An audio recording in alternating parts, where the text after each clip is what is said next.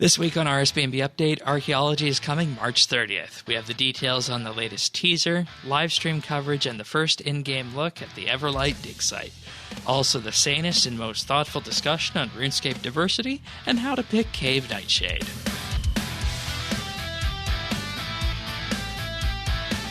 This is RSBANDB Update, episode 766, recorded Wednesday, February 26th, 2020. Ninja Flips and Alley Rips.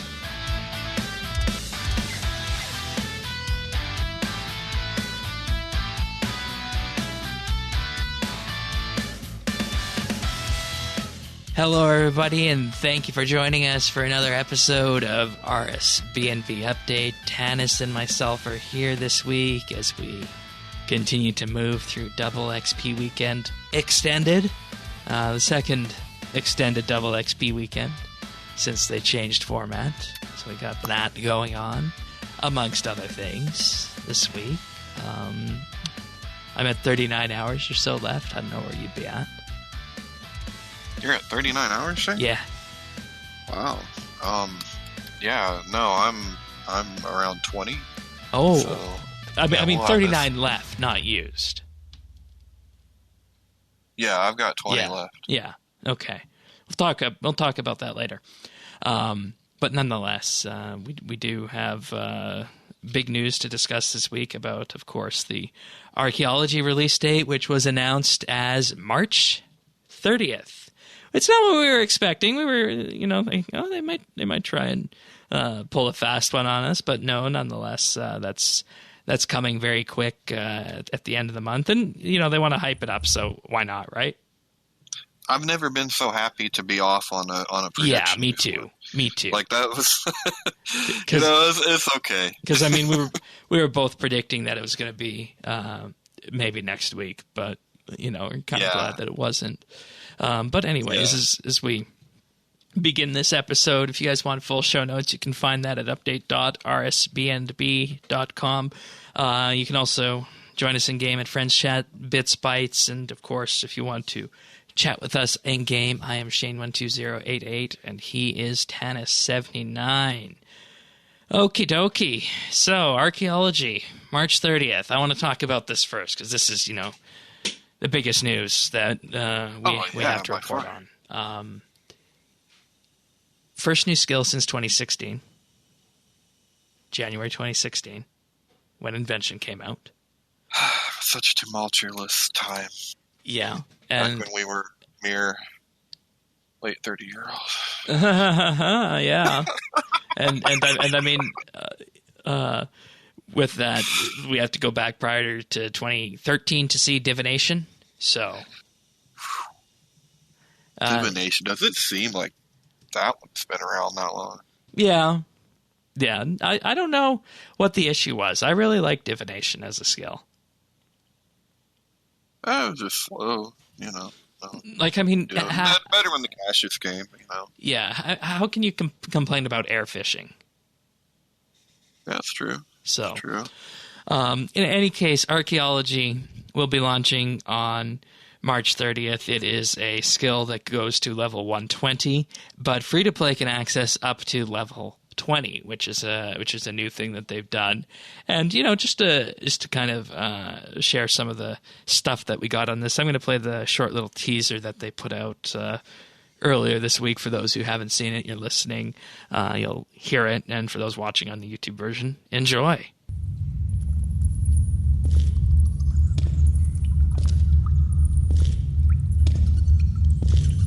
Samad Osborne. Oh, I did not see you there at all. But actually, maybe you can help. You see, I'm on the trail of something you might have seen. Don't worry, here it is.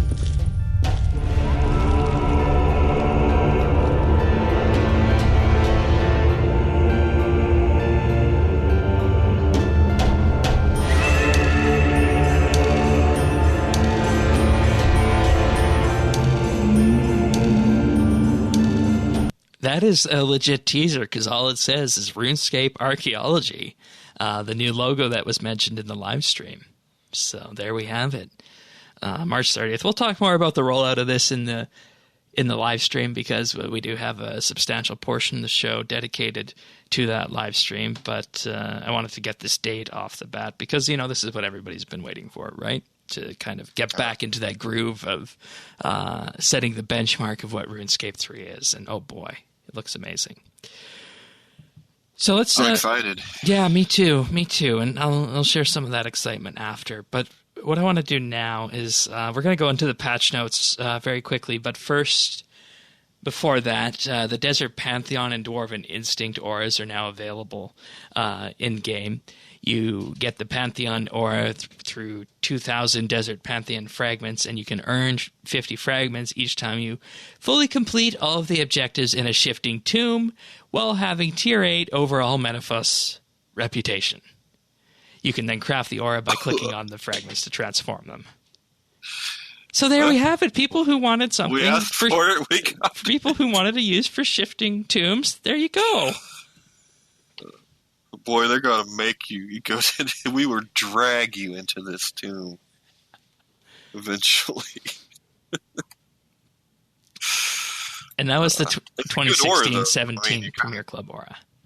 Yeah, it's a good aura, man. Yeah. So, I mean, it kind of makes sense with the name. And, 50 fragments a day if you were to do that. Or no, it's not even a daily. You could do as many a day as you want. That's not too bad. Given that shifting tombs are, what I'd call a content on the same level as a dungeoneering floor in terms of complexity. Yeah. So I don't think that's too bad.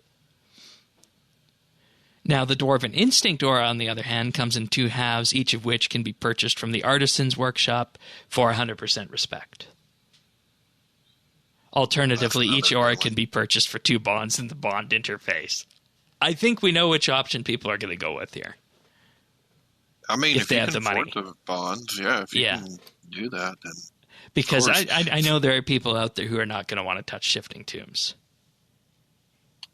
No, but I mean, at least there is a way, I guess. Yeah, I'm not sure how grindy that's going to feel. So, and this is, I think, a good thing to look at, because you remember they want to have a look at some point in the future of what a currency rework would look like for all their microtransaction-y based currencies, right? And we have always said that, okay, if we're going to have stuff that you can get through, say, the successor to Treasure Hunter, which I believe will come at some point, it's also good to have it so you can earn it through gameplay, which is what this is exactly doing. Yeah. So, I think these are good choices to have been made there. And, these are 2 very interesting auras that if you didn't get the chance to have them, go for it. For sure. All right, patch notes. We're going to start off, of course, in the patch notes with the section that isn't ruffling people's feathers. You mean there's patch notes ruffling feathers? Oh, yes, there are. More ruffled feathers than a Trump rally, I think, this week in this community. Those aren't feathers, Shane. Those are corn dogs. Elephant ears. I like corn dogs. I was half expecting you to say, of course you would. Well, Alrighty, so in the quality of life improvements section, and we'll come back to this in the live stream, but what's happening here with this is that first and foremost, the invention UI has been updated, and that's the first thing that they show us here in the picture of these patch notes. That we have a new invention UI that effectively allows us to filter between core invention items, skilling, combat, skilling outfit pieces. That's a good one to have filterable. Cosmetic items, augmented, melee ranged magic, and hybrid items, and miscellaneous support items. So, one reason they definitely need to do this is because there's so many in there. And when Archaeology comes out, we're getting Ancient Invention, so there'll just be even more in that UI. So that was a change that was needed. The skills necklace has also been updated to include teleports to the invention, runecrafting, and farming guilds. And what this means for people who really wanted it, you can now have a direct teleport to the Anachronia Ranch out of time with the skills necklace. What? Yeah. Oh, that's nice. Yeah. And, you know, the skills necklace is something that I think is kind of glossed over in the higher end game meta for skillers, because if you're doing a gathering skill, what are you going to be wearing around your neck? Grace of the Elves, right? So, right, but if you're doing teleports though, that Passage of the Abyss is pretty useful. So I wonder if you can slap this on there. I don't see why you wouldn't be able to. Right, and even if you couldn't do that, you could compact it. So I mean, yeah, good change. Yeah, big one. Passage of the Abyss. I just want to get a list here of what can actually go into this thing again. Glories, dig sites, skilling necklaces can. So there you go. Nice, yeah. So that works. Next up on the patch note list, the "You have been poisoned" message can now be filtered when you're fighting Grigorovic.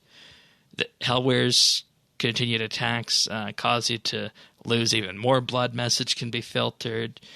The collect all 2 buttons on the collection box interface have been switched around to match the orderings on the Grand Exchange interface. And, you know, this might seem like a minor tweak, but this is a huge deal for, you know, what we, I guess you could call good interaction design, because when you do something like this, you want it to be consistent across the entire game. And that's what this does. The Ancient Seed has been added to the Herbie Werby reward shop so that when planted using the inventory option, the Ancient Seed will teleport you directly to Herbie Werby on Anachronia. That's very nice. Herbie Werby teleport. Why the sigh? Is there a Herbie Werby comp rec or something like that? I don't believe so. Yeah, it's just free Herbalife XP. But it's like 25-30K, isn't it? No, but it goes up as your Herbalife level goes up now. When 120 Herbalife came out. I think it gives something like 3 or 4 times XP when you're 117 or something to that effect of what it would before. Okay. I'm probably wrong on the numbers and levels, but nonetheless, it does go up. You can check the skill guide to get the exact numbering on that. Faction seals in God Wars Dungeon 2 will no longer drop from bosses if you have reached the max reputation for the other factions. The Invention Make X interface has been given TLC, which we already talked about. In addition to this, items are now ordered by invention level where appropriate, except for the core invention items category. This was an exception to ensure that similar types of items stayed next to each other on the list and that familiarity was not lost.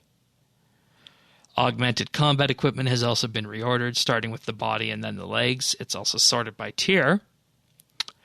Then we go to the Tower of Life for the Tower of Life altars, because they can now unnote the first ingredient of a creature's recipe by using the noted item on the altar or by right-clicking or long pressing the altar. This will unnote one item at a time and will not work with the Sword Chick altar, as the Sword Chick does not drop noted raw swordfish.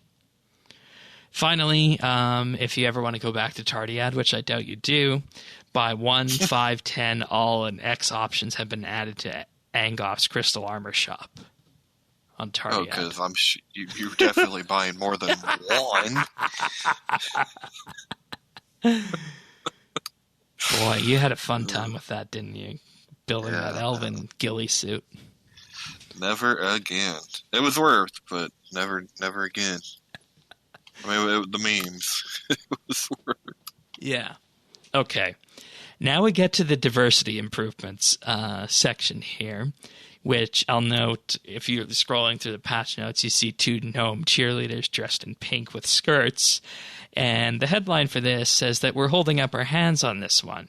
In the past, we could have done a better job of fostering diversity in-game. But as they say, the best time to get started is now.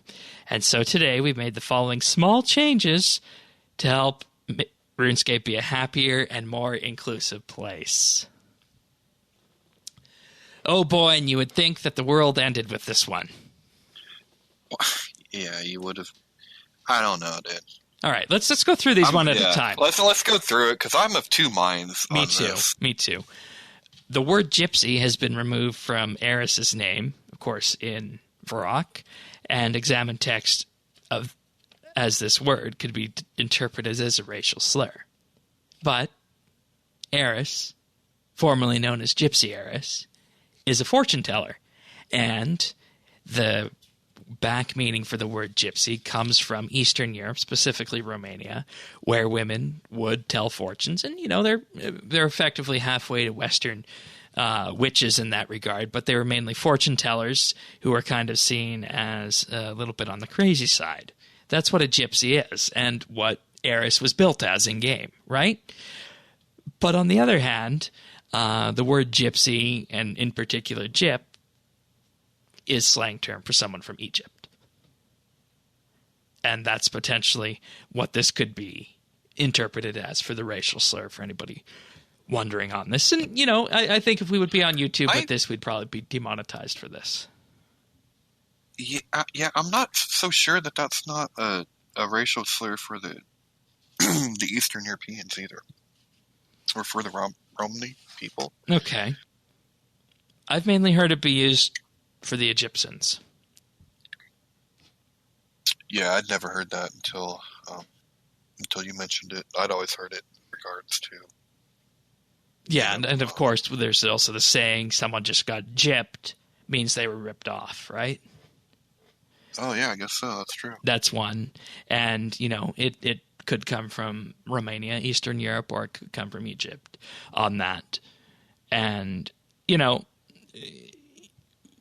the two minds that you mentioned is, all in play with this because this character has been in game for years. The person is a fortune teller. And the way I look at this is that we don't lose any of the essence of what she does in game by just changing her name to Eris. Because if you talk to her in the quest that she's involved in, or if you talk to her in her dialogue, or if you look at her new examine, it says that she's a fortune teller now. Yeah, well, that's better.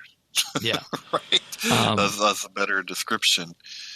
I'm of two minds on the community's reaction. Yeah, well, let's go through the other ones first, and we'll get there eventually. Now, the next one is that various NPCs in Karamja have been given more appropriate titles, and this one, I think people need to take a look back if they're definitely being concerned about this one, because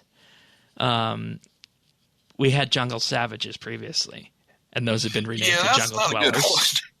That's not a good one. Also, tribesmen have been renamed to wandering warriors. Yeah. I think the savage is perhaps the worst one of the two. I don't necessarily see tribesmen as a negative. Do you? It could be. Yeah. Okay. Yeah, for sure. Right. For sure. And thanks, Shane. This is a UK company who is famous. The UK. That's they're probably the most famous imperialist there are. So right. Right. Especially when it comes to the ownership of Africa and whatnot. Yeah. And India. It's not a good look. Yeah. Yeah. All right. That makes sense. Now, here's the big one. Various NPCs in the Caridian Desert have had their name changed from Ali to better reflect the diverse variety of names we see in real life. And this is where the community hit the roof on this one. Because, of course, what we're talking about here is Ali Morrisane, Ali whatever, all the different alleys. Drunken Alley was one as well. All of these different alleys in-game have been changed. And this is my one real complaint about this one. And, Maud Osborne addressed this in comments that he made on the RuneScape subreddit, which went to absolute trash this week. And, congratulations to everybody out there. You really put yourself on display for what the RuneScape subreddit is. You really did that. We thought that was limited purely to old school. But no, it exists in RS3 as well. And my only concern about this is that, the feud came out in 2005 as a quest. I haven't played the quest since it came out, so I can't tell you if it makes sense or not. I can't. And Maud Osborne made the point that if the quest doesn't make sense now, there definitely should have been work put in to make sure that the name changes made this week would make the quest indeed continue to make sense. And, this is the part where I just completely had to shake my head at the community. And this was best exemplified in a tweet from Diana and picked up by Mod Jack, I believe. It's amazing how many lore experts came out of the closet this week about this one quest. But on the other hand, I did think it was rather amusing to see all the various folks in the desert running around named Ali. I absolutely love that. I mean, if there was a town of Shanes in RuneScape, I would absolutely enjoy that. So my sense on this... Town of Shane. It's called Canada. Like, that's... But they're not all named that. But... Shane, come on now. But the point I'm getting to on this is that, one, if the quest doesn't make sense, there definitely should have been work done to make sure it does. I'm not going to say whether it makes sense or not, or whether this is a game-breaking change, because I did the quest in 2005, and quite frankly, I do not remember. If it continues to make sense after this, great. If it doesn't, that should be fixed. Point number 2, let's get a bottle quest out there that puts a number of NPCs named the same thing in some small town, maybe Sears Village or maybe Yanil, or just pick your favorite little small town. Make a bottle quest that has a number of NPCs named the same name or even in the same region, and build a bottle quest around them. And you get the same kind of little humorous trip that you had with the feud. Simple fix to that. And, we've been saying, let's add more bottle quests. So there's another example for it.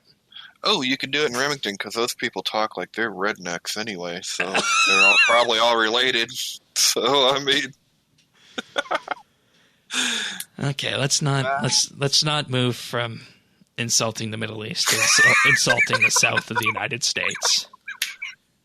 No, it's okay with your American. No, do not insult my friends from the South. Oh, Shane. It's okay. I live there. You don't live in the South. Adopted. I did. Oh, you did? Okay. I did. Which state? North Carolina. Oh, that's not... Okay. All right. The South, bud. Okay. All right. Anyways. I've been called a Yankee. That's South. I need to check my authoritative source if North Carolina is part of the South. But anyways, this change really is one that was made because, you consider the time at which this quest would have been developed, 2005, was when the Iraq War was going on and the Middle East was in front of everyone's mind. And that likely had some role in it. I don't know what was happening behind the scenes or what the process was, but when this area around the desert was being created, that would have been front of mind for many people, especially in the UK, because they were part of the coalition of the willing. So, right, but I mean that doesn't make, like racism okay. No, it doesn't. And see, that's the thing. It's a different time than it was 15 years ago. On this note, well, right, it would be the equivalent of today, like in today, and this probably only really count in America, but like in America today, if that quest were to come out, Gygax was an American company, and you had sombreros on them, and everyone's name was Jose, that would be obviously racist, right? I mean, we're not having this discussion. Yeah. It's, you know, so It is what it is. Yeah. Yeah. Then the last one, Dialogue in the Kindred Spirits quest, has been altered to remove an unintended offense. And what this was, and this was, I think, put in by Mod Raven when talking with Sliske in the quest, and I remember our discussion on this, he says, "I'd identify as a scaly." That was changed to "I am a scaly." And this was about the time this quest would have came out in 2015 when the attack helicopter meme was in. Attack helicopter. You identify as an attack helicopter? I didn't know that one. Oh, really? That got past me somehow, yeah. All right. Oh, okay. Yeah. I mean... I identify as an attack helicopter was a meme that first appeared in 2014, later appeared in TF2, but continued to spread through 2014, 2015. Yeah. Yeah, I'm not going to pretend to know any... I don't know. I mean, if someone takes offense to it, then so be it, I suppose. It doesn't, you know, it doesn't matter to me, but of course it wouldn't, because I'm, you know, I can't identify that way, I guess. I don't Right. know. That's a bad choice of words, but I don't know how else to say it. Now here's the other way of looking at it, and you know, this is what I think everybody in the wider community is missing on this. As a company that is in a position to have a platform, that's what the game of RuneScape is. It's a platform to, you know, we don't like to admit this, but it's so true that whenever you have a platform, whether it be a game or a podcast, it is a way for you to project your company values or the values of your organization out there.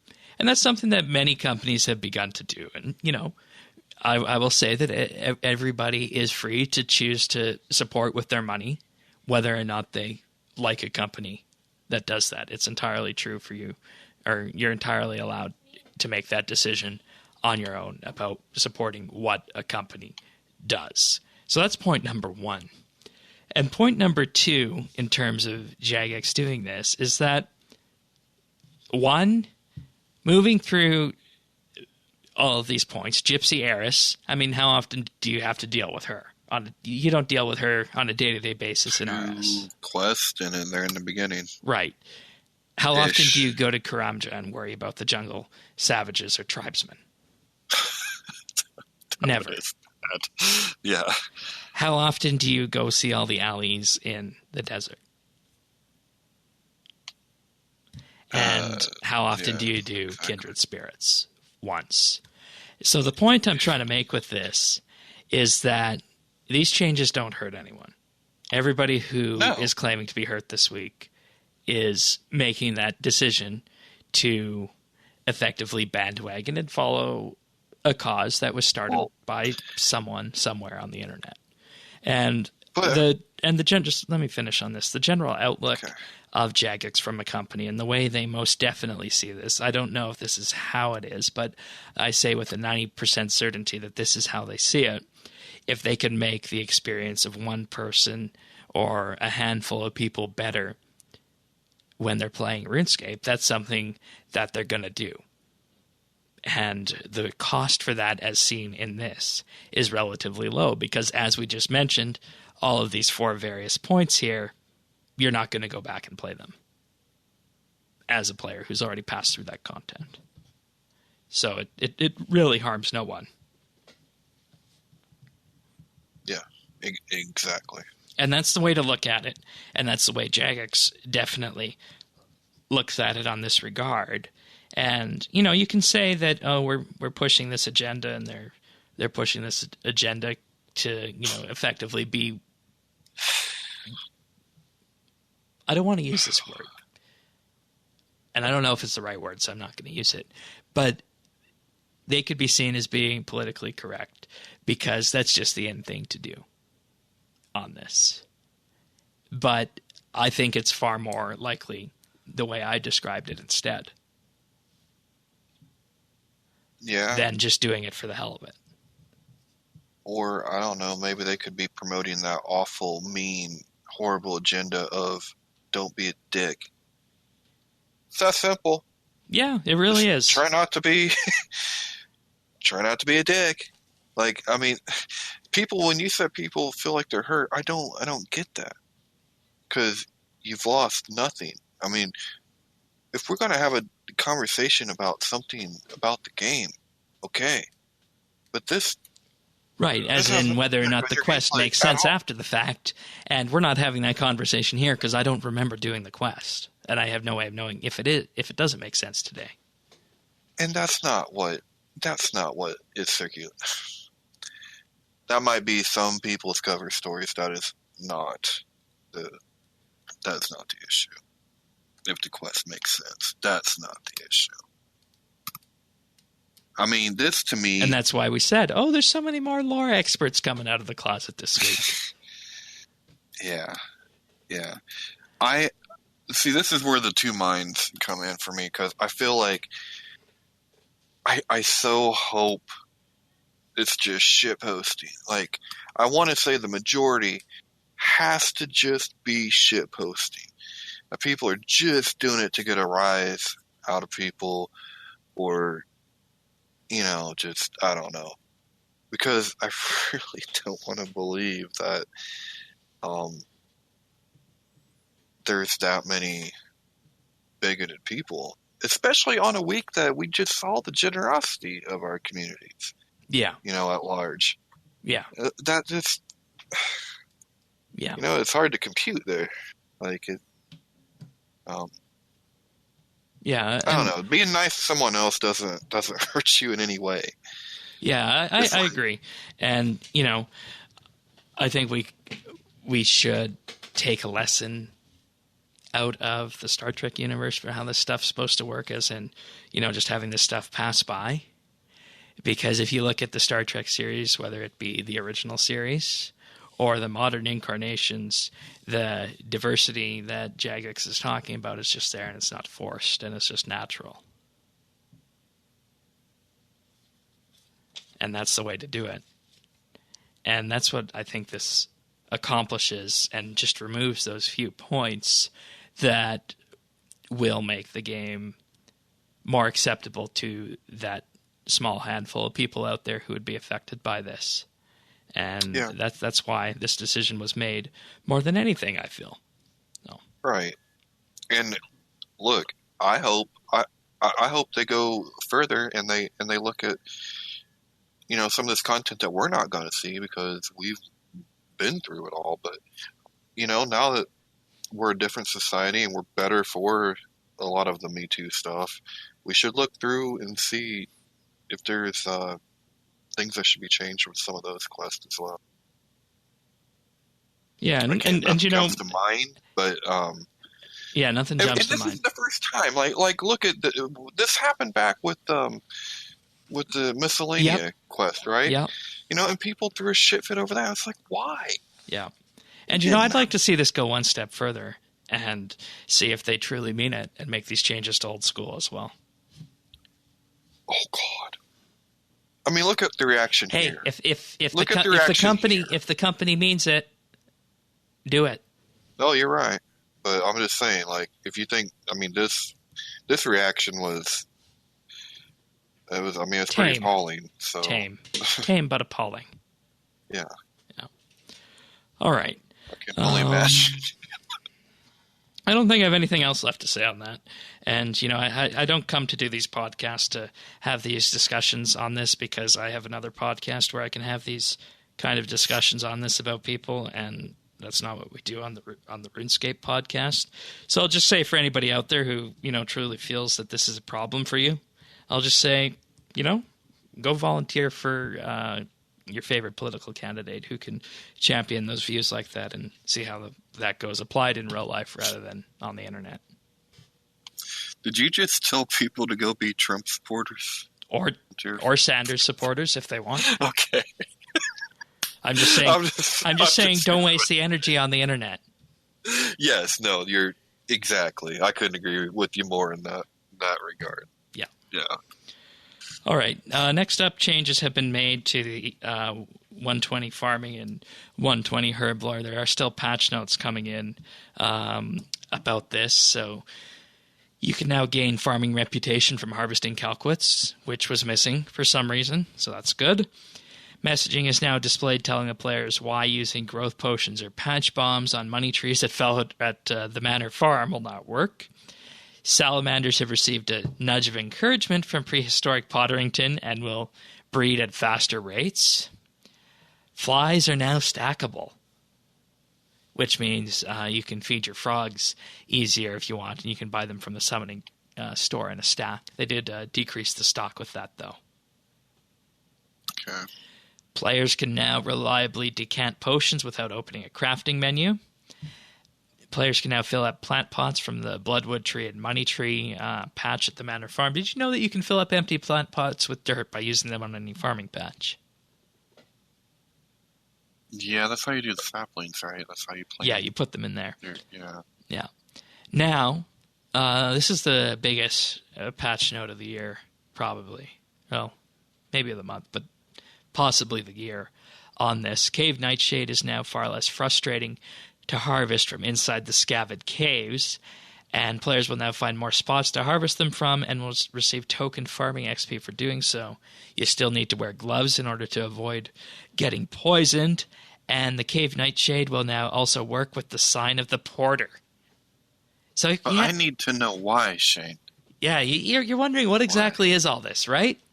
Yeah, I want to know why. Well, why is this so good? If you go talk to the ogres on the platform at Gutanoth, which is just south of Yanil, you can get something called a scavid map.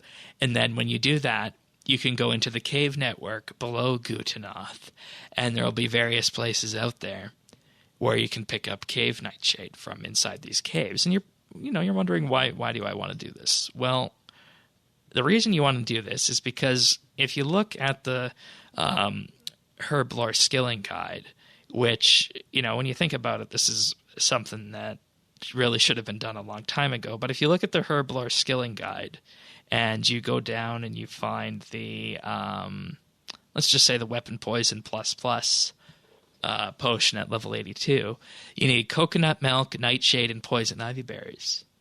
Well, previously you can get nightshade by planting those belladonna seeds in the patch by Drainer, but what you can also do previously is you would just go in here with a familiar into this cave network and collect nightshade en masse, which, is doable in its own right, but they would spawn slower and they had a smaller number of them available, and they didn't work with Sign of the Porter. So now you can just go into this cave and start harvesting Cave Nightshade. And the reason it's the patch note of the month or maybe the year for me is because prior to this, you would only really make weapon poison if you wanted to make weapon poison. It wouldn't be a viable training method. Whereas now, all you need to do is take your Grace of the Elves or your stack of porters, use them, and then you can automatically have all the Cave Nightshade that you want sent back to your bank. And you don't need to worry about, leaving that area or using a familiar timer. So. But Shane, what about the market? Is it tradable? It is definitely tradable. But what about the market? The market needed this because there's devalue it? No, because there were so few ways of getting it that it was something that wasn't even used at all. So you think this will make people use? I think this will make people train with weapon poison. Okay. Well, the good PVMers know. They all use it when they're supposed to. Definitely. Every little bit of DPS that you can get on this helps, right?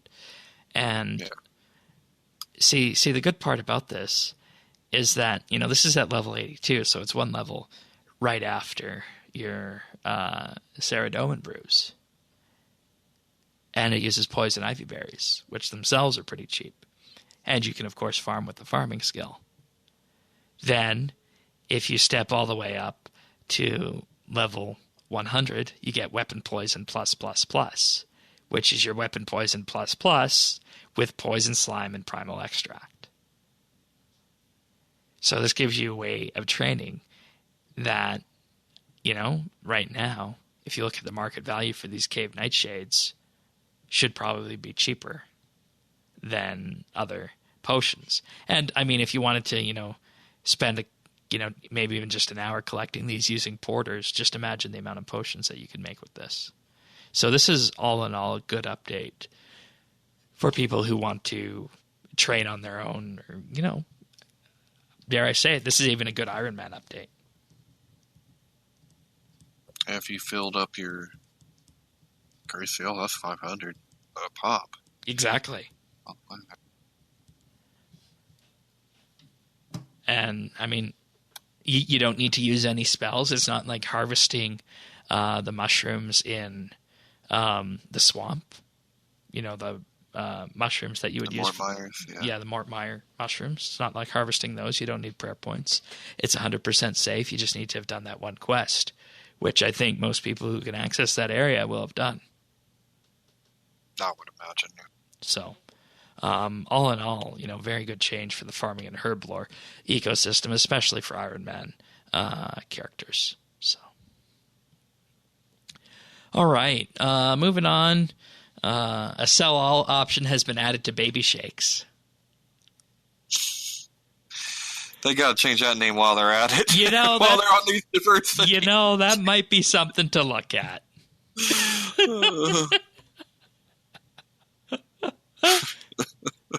Watch, I'd be another mod Ravens and be like, damn it, Raven. Oh. Not again. You can't sell Cave Nightshade on the exchange. So that's even a bigger problem that it fixed. So this is a more of a QL fix. And the ability to be able to even, make these potions easily, right? Right, yeah. Because, you're just relying on other people at that point. And, I thought they were tradable, but I guess that was the ALK value I was seeing. Let me just have a look at that and make sure that was the right icon I was seeing there. Which would, see, in that one little run there, I already have 31 of them in my bank. Yeah, that was ALK value. And you make some weapon poisons from that, and that's money in the bank. All right. Other patches this week, the mining and stamina bar is now on by default for players that have a mining level of 15 or greater. You can turn it off by going to your gameplay settings, skills, and mining option. Okay. Yeah, probably need that now. No, you don't. Because you fall down to 90% if you're mining between 1 and 99% stamina. Only at 0 you don't. And I guess maybe the decision was made that the stamina bar is better than using the visual and audio cue, because remember, the sound of the rock changes if you have no stamina and there's no sparks coming off it. Yeah. So. Yeah. Probably. It's a nice touch for me, but it's not enough for the average person. Oh, you mean the little cues and the sparks and stuff? Okay. Yeah. Lady Deathnell has closed down the Combat Academy in the Lumbridge Market, has noticed the free real estate and moved in. The nearby bank chest remains intact, and some of the combat training dummies have been moved to the Berthorpe training camp. So Combat Academy is gone from Lumbridge, and the early start combat was, of course, relocated to Berthorpe, which makes sense because you don't really need it in 3 locations. And it makes sense to have it in Berthorpe because Berthorpe is where you learn about Slayer. It's so weird, though. I wonder what happened to the portable place where we'd set up portables. Oh, okay. All right. Because, when you arrive from Tutorial Island, you land in Lumbridge, and then you get directed to Berthorpe, and that's where you learn about Slayer and combat and whatnot. So that's why it makes sense to have it there. Then at past level 60, you have all the combat dummies at the PVM hub. So you can see why the decision was made here on this. And I don't know. I saw Twitter, and this one also looks to be a little bit controversial this week. Probably because of portables. I mean, why else? Yeah, I mean, I guess people are just resistant to change. Yeah, I mean, I guess, but who moved my cheese, Shane? You ever read that? No? What's that about? Oh, that's a good one, man. It's a good one. What is it about? It's a book. It's about change management, how people are. Oh. And it's called "Who Moved My Cheese," which is like a reference to a study about rats and how they work through a maze. You know, that would be very interesting to apply to RS. Like, freak out. That would be very interesting to apply to RS. Yeah, and you can kind of like categorize different, like, you know, people and the way they reacted, like kind of how the rats reacted. Like, will they just sit there and just wait for the cheese, or would they go like looking around for it, or like, yeah, it's classic, man. It's like a business thing. Yeah. And, you know, this leads us into the next section of the patch note, which is bug fixes. So you'll see that they had the 120 farming and herblore stuff, which was its own category, the diversity stuff, and also the quality of life improvements, which falls to Ninja Team, which was talked about in the live stream, which we'll get to. But then we have just general bug fixes. And some of these are activated auras are no longer sent to the inventory when the player is killed in PvP zones. Incense buffs are no longer removed when leaving the fight kiln. Fixed an issue in which the content of an ore box was being deposited into a player's inventory if the box had previously been placed into a full bank upon death. What? That's weird. Pretty obscure. That's really weird. When trying to equip a comp cape from the bank without the requirements, the cape will no longer visually remain in the back slot of your character. Restored the full reclaim functionality for Sentinel and Trapper outfits to the Diango storage system. A bug has been fixed that was causing an issue with some people's player-owned house. If you are affected by this issue, you can visit your designated portal to remove the rooms and have the extra materials refunded. Wonder what the bug was. All right. And finally, a bug that was causing players to lose ownership of their cannon if another player logs out with an active cannon has been fixed. There might still be the odd occurrence here or there, so be sure to use the feedback form linked above if you still encounter this issue. Okay. All right. There's our patch notes for the week. First Ninja Strike. Yeah, and I have a problem with them calling it a Ninja Strike. I'll say why after on that note. But, you know, there's actually something that's starting to make a bit of sense, I think, with these patch notes after seeing how the Ninja Team factored in. It's that the patch notes are being split up into quality of life changes, which are, for the lack of a better term, going to be ninja fixes. Fixes to areas of content that have a focus right now, like 120 herblore and farming. And then the diversity changes, of course, mobile. And then just bug fixes is the general grab bag for fixes that aren't going to have a huge impact game-wide, but are still annoying to the everyday player. And that's the structure that now makes sense after seeing the live stream this week. But there's one more thing. The diversity for mobile is tied to mobile? No. I don't think that. I was just rattling off the list one after the other of the different categories. So, but they did do something else this week. They put out a 30-second video on Twitter showcasing all the different patch notes, all the various key aspects of it. Invention, flies, and they show a little bit of how this works in each one. Diango skilling outfits, more teleports on the skills necklace, showing the various places it can teleport to. Combat Academy closed down. and then a link saying where you can get the patch notes, rs.game/patch notes, which is on its own a new thing as well. And, this is kind of what happened, I guess, was the evolution of Modley's videos, perhaps. Was that short little 30-second Twitter blob.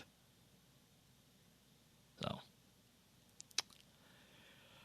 All right. I like that, though. Yeah.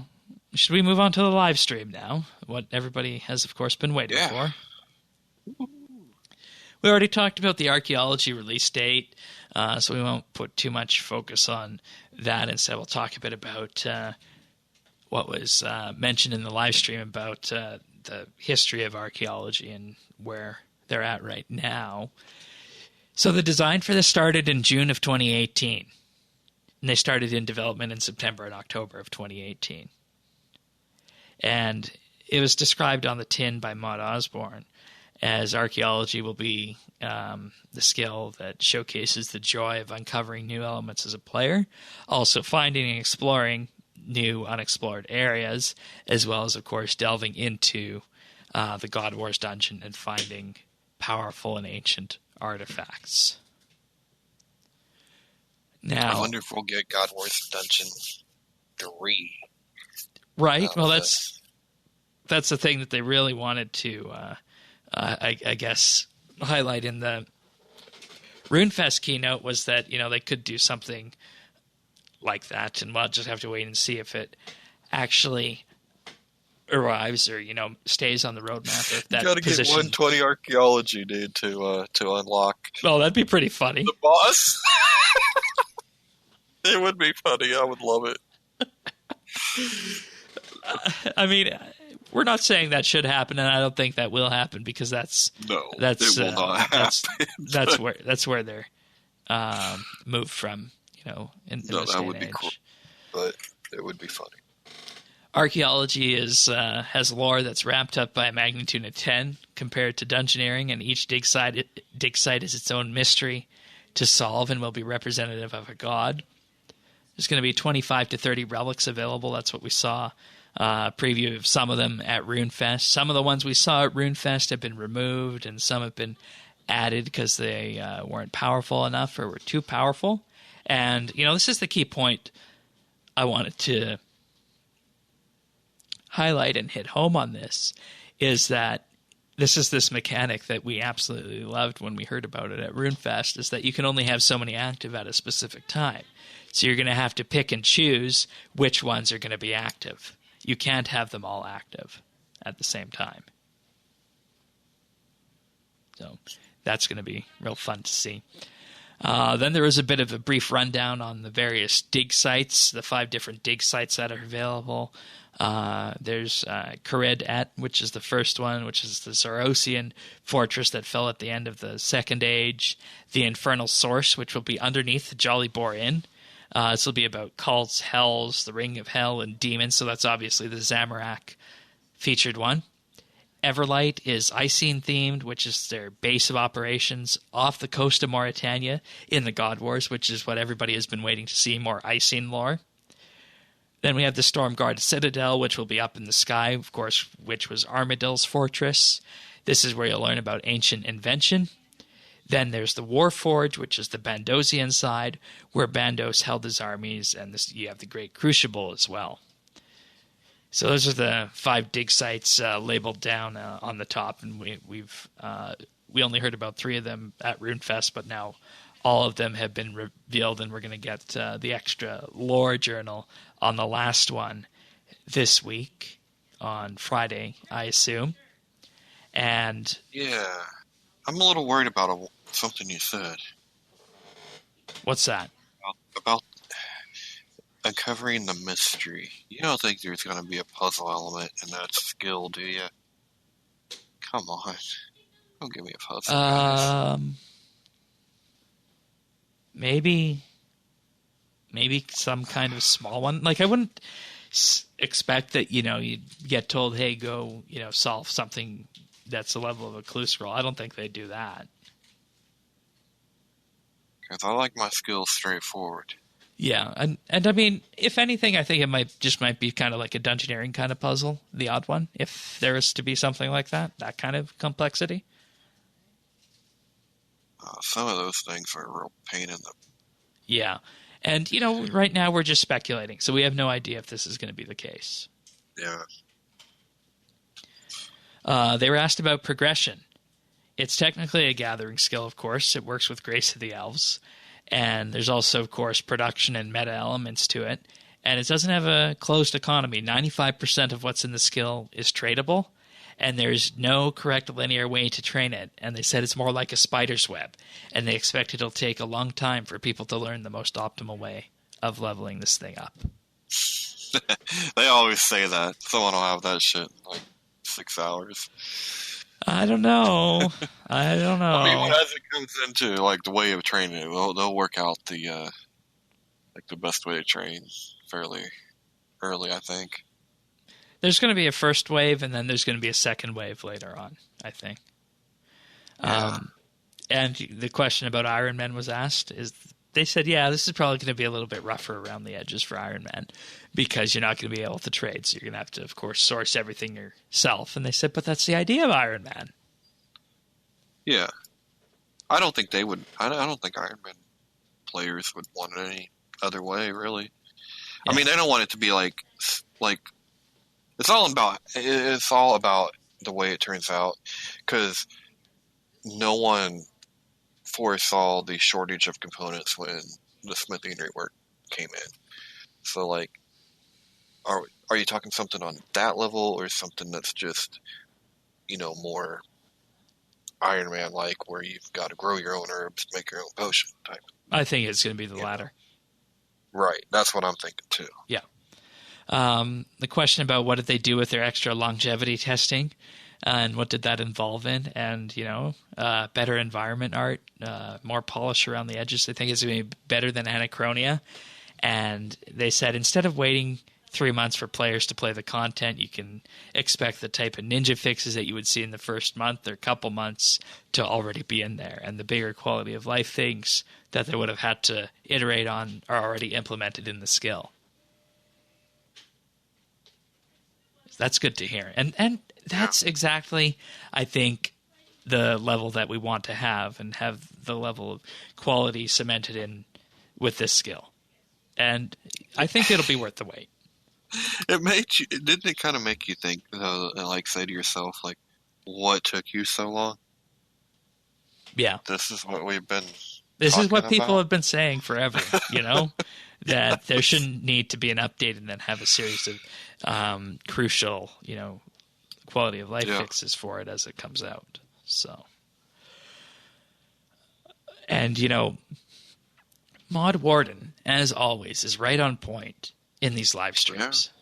And, you think JD is leading the thing, and then he just steps in with his own unique perspective on this. And, he said in addition to this, it has given a little bit more time to look at how the brand of RuneScape is built up as a whole.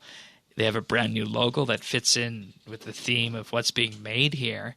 And they also are using this to try and figure out how to talk about RuneScape a little bit differently. So that means how to get this information out, how much to reveal, when to reveal it, which is kind of what we're seeing, because this all is very different. We've never seen anything really like this before. No, I mean, at the risk of beginning to sound like a Mod Warden fanboy, it seemed like this is all the fine-tuning we've been hoping for. But no one's talked about it like in these terms before. No one has delayed an update like this in order to do this long-term testing. I mean, these things just we're not used to them. So, I don't know. It feels like they're really dialing down, and especially with, we talked about at the roundtable, we saw some ads, like their targeting seems to be really good. Yeah, you got to wonder what the archaeology ones are going to look like. Right, yeah. And then they had a bit of a preview of one of the dig sites, Everlight. Now, with this, you can just have a look at this. And, it's absolutely stunning to see the level of visuals that they brought in with this. And I'm just gonna try and get this right for people who are watching the video version, because I loaded Twitch up and it gave me 360p, which is something I don't want to show this off in, because it doesn't convey the full breadth of it. So hopefully we'll move from 360 to 1080 on this here, but it is absolutely stunning. There we go. It's in. What did you think of this when we saw this? It was pretty cool. I was thinking, wow, that addition of the free cam that was really nice. Addition of what? It was the free cam, wasn't it? Yeah. They're just moving around and looking. Yeah. And we can already do this in game.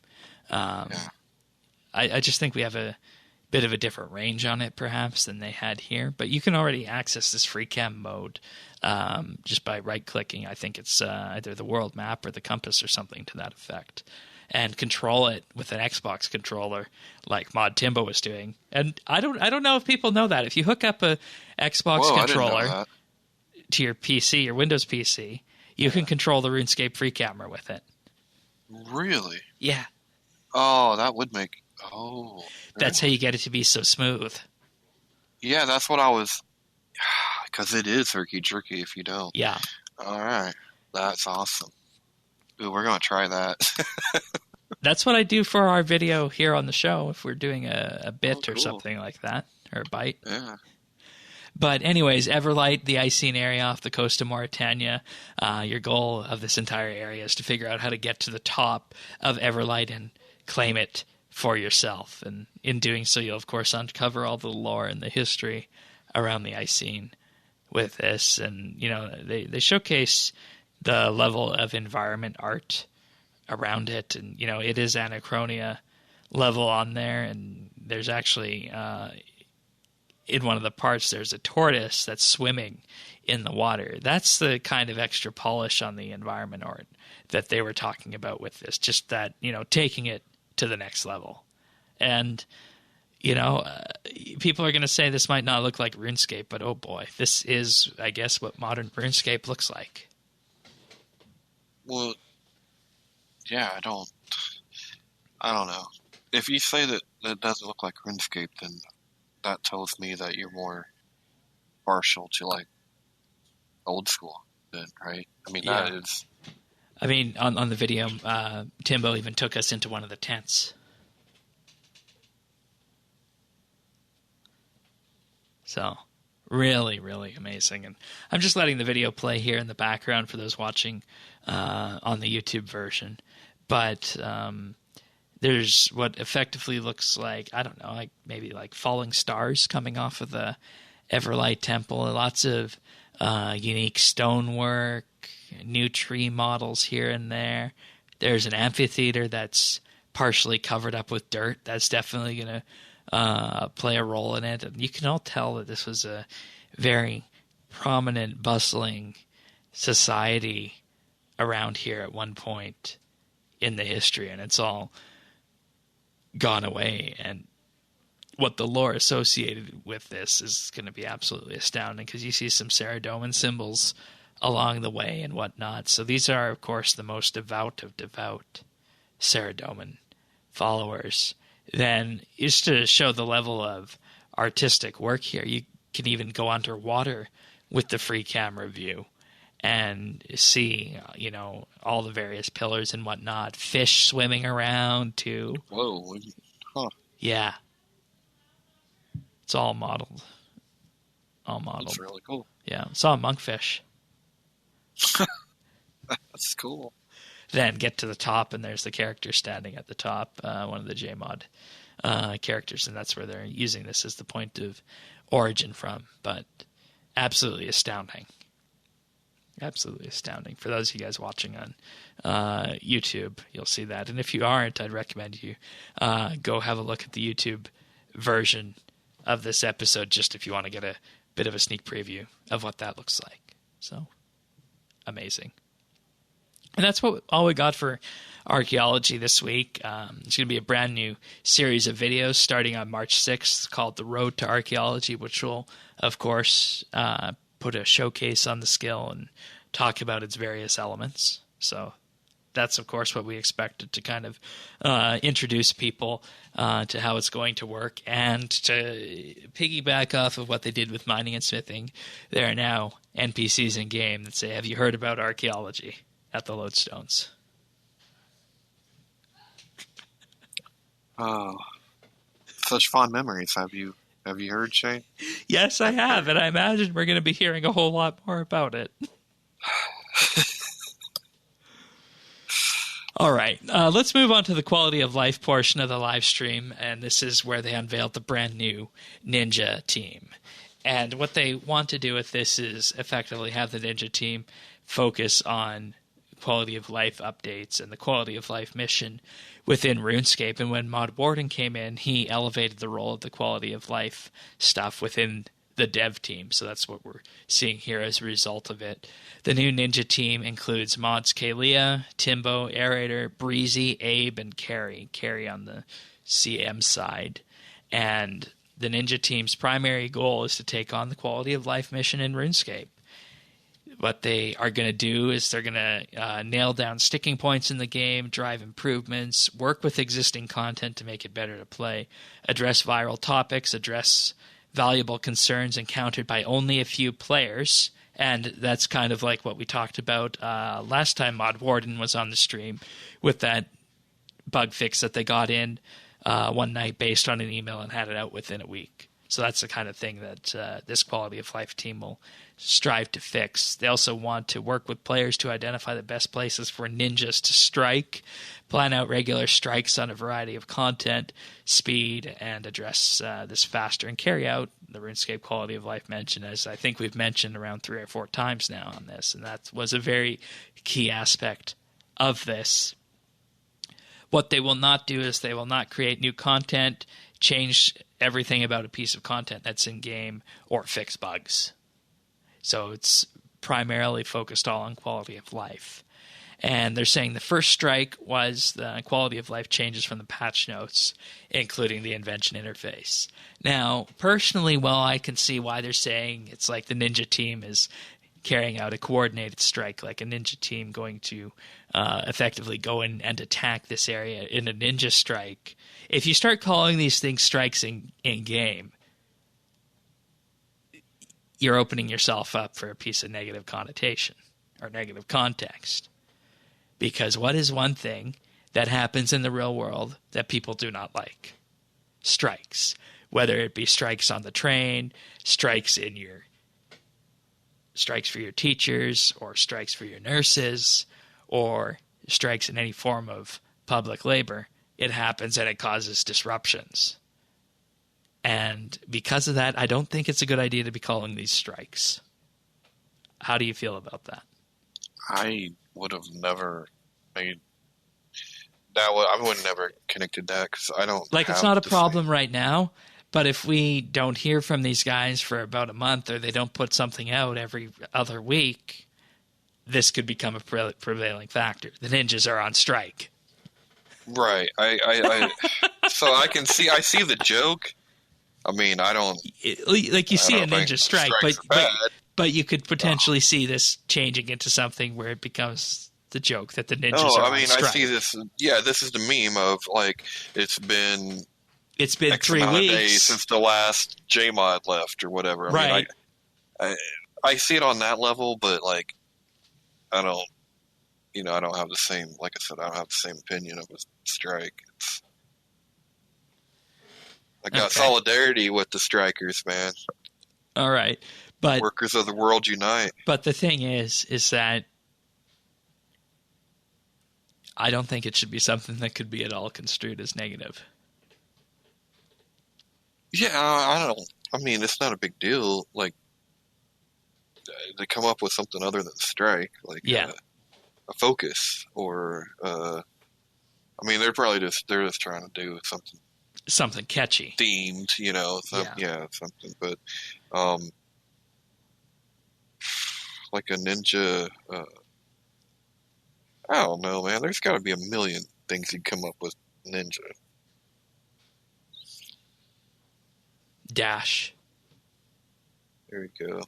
Because inside, And you heard them mention this, that they only got a couple more sprints left in the run up to Archaeology. And the way that the dev system works there is that they operate on sprints, which are around 14 days or so.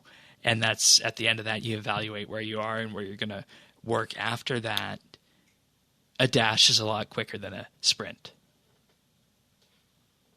So maybe something like a ninja dash or something. I don't know. But that's what I took out of it from a marketing and communication side on this. That's something I would have probably considered differently. Like I mentioned, it's not going to be a problem right now. But if these guys disappear or we don't hear from them for, a month at a time or so on, then that would be something that would start to be concerned because they said there is no set frequency for these ninja strikes.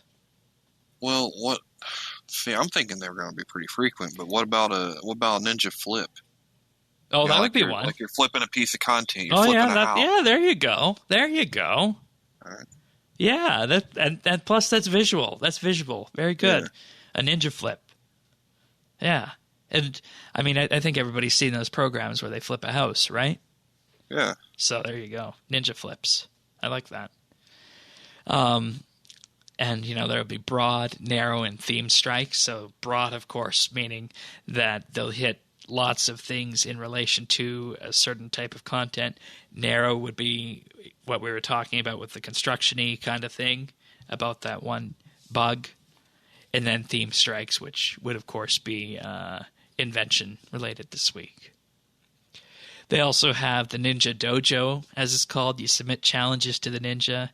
An ideal challenge will be concise, focused, realistic, achievable, and meaningful. Not all challenges will be accepted, but each will be reviewed. You can submit yours at rs.game/ninja. And what this is basically a survey that allows you to send in your own area where you would suggest a ninja fix. So there we have it. The Ninja Dojo was created in a zombie rune lab. Ooh. only to live again. It's the Ninja Dojo. It won't die, Shane. Oh, that's great. Next up, Mod Raymond joined the couch to talk about the next Epic Jam project release, and that's Scalable Solak, coming on Monday. So the idea behind this is that 7 players was a high benchmark for it. 3 to 4 is the sweet spot for group bosses based on polls that they took, and Solak will now scale just based on how many people you bring to it. Okay. We'll have a chat with David about that next week, I think. It'll be possible to work with the ninja team to improve other PVM creatures. Okay, good to know. Ripper Demon pets are coming in on Monday. Oh, I'll be right there for that one. Get it on day release. You really like fighting Ripper Demons? Oh, yeah, you just put that cannon down like what David was saying, right? I guess that's... Hold on, hope for the best. Yeah. I forgot about that. That's so funny to imagine. You just slap that cannon down and spam barricade and defense abilities. Okay. Defense animations are going to be removed from all bosses in game, and he said this is because this is what the other MMOs do out there when you're fighting one of their bosses, is that they don't flinch when you attack them, and it serves as a distraction when the focus should be on the mechanics that are being used, which is pretty good, I think.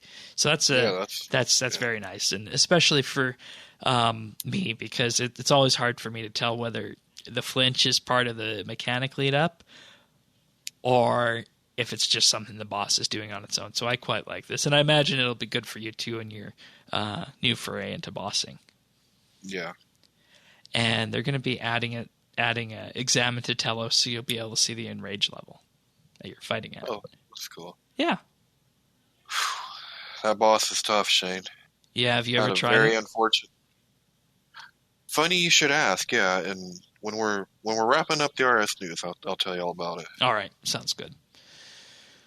All right. Well, that's it for RS News this week. And as I mentioned, you're going to see a bit of the controversial stuff in the community. But summing that up, I think as long as it doesn't hurt anyone, it's an okay change to make if it makes the game better for a handful of people. So that's the important thing. Well, yeah. I mean, it does no harm. And think about it, like, for a lot of people, this game's an escape, and just don't be a dick. Yeah, it's real simple. But I have another piece of RS news, Shane. Okay. I got an update. I just want to give everyone an update on how everything went this weekend for Game Blast and Special Effect. What did we do? Effect. Had a live stream on Saturday, and we were part of the United Communities of RuneScape team that had a goal of raising $5,000 over a game last weekend, and we had a modest goal that we smashed. Brought in a grand total of $250 in donations, 6 subs, which that's $250 a piece. That's another like 20, nice. Bringing us to like $270. And all I had to do was drink a ketchup milk and milk smoothie, and that was hard, but it was for special effect. So, ouch. But I mean, at the end of the day, could have been worse. There is nothing that is too much for charity, right? That's what I was thinking. Yeah. But I'm like, oh man, this is not going to go well. I have not ate today. All I have drank is an energy drink and a cup of coffee. Woo! Let's do it. Well, it was suggested when we were at like $60, so I was already happy. I was already happy. I'm like, wow, this is great, and I'm like, sure, And I didn't really think. I didn't really think we'd get there, and then all of a sudden, we were there. Yeah, and I was drinking milk and ketchup. So I just want to thank everybody that contributed, and keep that in mind too. Like when we have weeks like this, and you may feel bad about where things are on Reddit or something, but this is also the same community that donated $270 just on my stream alone, and the group in total was around, I think it was like 6,100 when you added in the auction. So smashed it. Yeah, they're at 54. They had 5,800. 54.79 British pounds right now. Yeah. So that's a lot when you factor it into US dollars. Yeah. Also, the entire Game Blast organization, not just RuneScape, hit 140,000 pounds made over the entire weekend. Oh, that's awesome. That's awesome because I think one of their goals was around 100. It was 100 pounds. Yeah, and that runs the Stargaze that I talked about last week. Yeah. That program. Yeah. So that's awesome. Amazing. And you were a part of it and the wonderful community around it. So pat yourself on the back for that. Oh, well, it was for special effect, but thank you, Shane. Yes. Alrighty. Well, that's it for RS News. So we're going to move on to a couple of questions. But before we do that, I'll just take a moment to thank our Patreon supporters for this episode. This week, I'd like to thank 29, Let's Go, Brock H, Cameron, Cass, Christian S, Darren L, Diana, James W, and new arrival, welcome, Jason S, Joe M, John P, Kyle, Our Memories, Rastafa, Ripeth, Sam W, The Naked Captain, Tom V, and Zez. Thank you, all of you, for your support here at RSBANDB Update. It truly does mean the world to us in allowing us to do what we do here on the podcast. And in case you're wondering what this is all about, just head on over to patreon.com/RSBANDB, and there you can find all the offerings for as little as $1 a month. You get a special mention in the show notes and gain access to the entire back catalog of monthly bits. This month, coming out next week, we are going to be talking about Iron Man characters and where they fit in the 2020 game dynamic. Are they valued, undervalued? Why do people play them? The whole works. We're going to have a great discussion about Iron Man. For $3 a month, you can pick up a special VIP rank on our Discord. You get a mention on the podcast at the start of the month and get access to high-quality stereo AAC versions of the show. And at $5 a month, you receive a shout-out every week on the podcast, and you get exclusive access to the outtakes that we use for the clip show at the end of the year, in addition to everything else. And, not every week has clips, but there are weeks that do have multiple clips, and that's, of course, why you're going to choose that one, because you can't wait to hear the clip show at the end of the year. And in addition to, of course, the monthly bit, we have, of course, Inside RSBANDB Update, which we're going to be continuing to produce into next month as well. We have a good post out there about how we produce episodes of the show and why we were going to do a variety show, and then that was off. And we detailed all of that in the Inside RSBANDB Update. We also had the roundtable that we did last Saturday on Double XP Weekend. Always fun to do them on Double XP Weekend, There's so many more people around, and a good time to rally the community for roundtable discussions. And we do those every month, but the Double XP Weekend ones are really special, and Patreon supporters can take part and in the discussion, and then everybody else. If you weren't able to make it, you can either watch it after the fact or listen to it after the fact, and then we'll be unveiling how our newest option, movie night, is going to work in the first couple of weeks of March. So that should be a fun one too. I'm ready. I Me am too. ready. Are Me you too. ready, Shane? Yeah. Do you feel it? We've already been having some discussions about how it's going to be chosen. So there's a couple of options on the table. I'm not going to go into those right now, but we are talking about all of those. So, all right. Thank you, everyone, once again. Truly amazing to have your guys' support here. Patreon.com/RSBANDB if you want to learn more about that, and the monthly bit, and Inside Update, and the Roundtable, and now Movie Night. So we got 2 questions this week. First one is from the RR Man, and it's an audio question. He's a questioner from a long time ago, so let's hear what he has to say today. Hey, it's the RR Man here. How's it going? So, I've just been listening to the most recent monthly bit. Another fantastic one, if I must say so myself. It's called Overcoming Negative Cycles in RuneScape. Great episode, very interesting, different perspectives, not the stuff we normally get on the normal show, and it was a very good listen. I just want to add one little point that I'd like to add, I guess. Anyway, just stop playing the game for a little bit, if the game's really getting you down. There's a lot of games out there that we can try, and you can always come back to RuneScape. You can never quit RuneScape. RuneScape quits you. That's true right there. So, to put a question on this, what are the games you guys have been playing this year? Any other than RuneScape? And what are they like? Give us a couple of tips, because there's always a down period.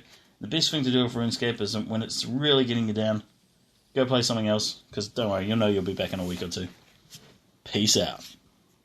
This is a fun time where we could just go into pick of the week right now if we wanted to. But we're going to talk about these, and plenty of options for them to come up again in the future for pick of the week. So, is there any that you want to showcase off the bat? I just want to say, facts. Just take a break. He's right. And if I need to take a break, and I'm glad we're going to get a little bit of a break between DXP and Archaeology, I plan to play a little bit of No Man's Sky. It's been a new update. I played that mostly, Elder Scrolls Online, and Red Dead Redemption is just the most awesome game I played in several years. So those are my current ones, along with the dash of the retro gaming, because I gotta. Yeah, you love that, don't you? I do. Yeah. Okay. Any new ones? New ones. Poker. Been playing some poker. Okay. All right. That's interesting. Yeah. And you and I were talking about that. I said, how can you do that online when you don't have the dynamic of being able to see people and know if they're bluffing you? Well, you do. You've got emotes. Oh, okay. So I mean, I guess. Yeah. But I think it's all about the bets. Yeah. I mean. Yeah. All right. Yeah. As for me, I think I used Minecraft as a pick of the week on the podcast a few weeks back, thinking about it. So, I mean, there's the occasional foray into that. When I get the idea of something I want to create, there's that. And, we go back a long time. That's an old game, but it's something that definitely works as pick of the week. And a good game that you can spice some time up with. But, in addition to that, there's always the old-fashioned, Star Trek Online and World of Tanks that throw a bit of spice into it, but they're not things that are grindy like RS is. And, I bet there are people out there who want to see something that's a bit different than that for standard, right? Well, there's actually a game out there. It's called Deep Rock Galactic, and it's a survival game. It's not a zombie game, believe it or not. You're a dwarf underground, and you go on various mining expeditions, and you got to effectively kill all the little creeps and whatnot, and use that to mine stuff and complete your various mission objectives as you move through it. And it's co-op with up to 4 players on there. But it's not your traditional zombie game, but it does have that same survival aspect to it as well. So that's one that's out there. It's by an indie dev. It's Deep Rock Galactic. You can find it on Steam. There's that. And, this is one that, you can spend a couple of hours on just as a bit of a session. Each session that you, or each map that you play through runs around 20 minutes. So, you do 3 of those in an hour. It's a nice little break. And there's one more, but it's more of a, I guess you could say, co-op kind of party game. I'm not going to really talk about it here because I want to save it for pick of the week, but it's absolutely hilarious. So I'll just leave that as a bit of a tease for you guys for the next time I do pick of the week. Tannis has pick of the week this week, but for me, I just thought I'd mention Deep Rock Galactic because I think that's something that people could get into if you like survival games, and it's got the added benefit that it's a survival game that does not feature zombies and it does not feature gore. So if you don't like either of those things, it's a good option. Right. You ever heard of it? That's cool. I haven't. No, I've never heard of it. I don't know if you would enjoy it because it's first person shooter. I mean, I can function. Okay. Somewhat. It's also very dark. Not so good. Okay. Not so good. There's probably. Also periods where it goes from dark to complete light. Oh yeah, that's absolute torture. So that's my one complaint about the game is that there's no way to effectively moderate the lighting levels because you are underground, so it's going to be pitch dark unless your team lights the area, and then lights do go out, so there is that lighting change. So that is the one complaint about it, even for me, because you go from light to dark, and my eyes really don't like that. So, but I can tell that we're creatures of habit here because we both said the games that we've been playing for years in this case, right? So yeah, I mean, I need to slow down with my gaming. Yeah, there's always Jedi Fallen Order, right? That one's new. That's newish. Is that the one with all the MTX in it? Oh no. This is like the one that showed them single player is still viable. Oh, okay. All Like, right. this was Fair the enough. big one. Yeah. All right.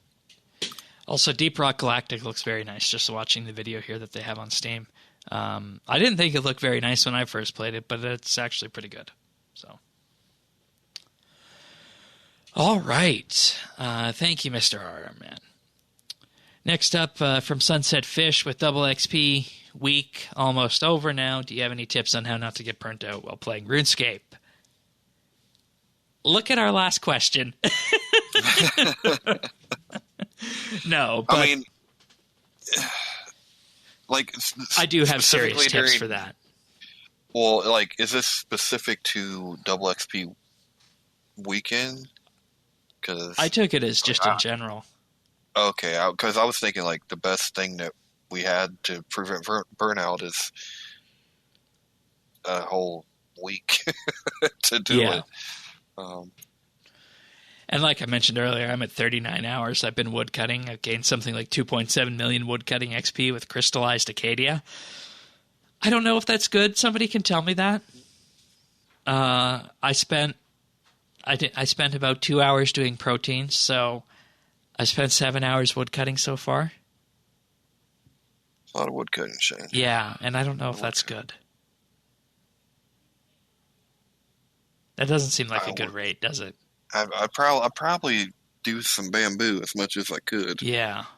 Anyway, until my supplies ran out. Yeah.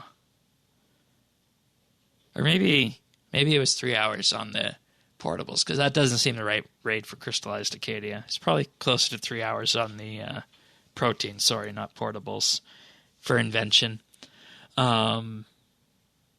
So 5. Yeah, so about 6 hours woodcutting so far, I think. When the hell are you not burnt out? Because that's a lot of wood cutting. Yeah, and I'm starting to feel it.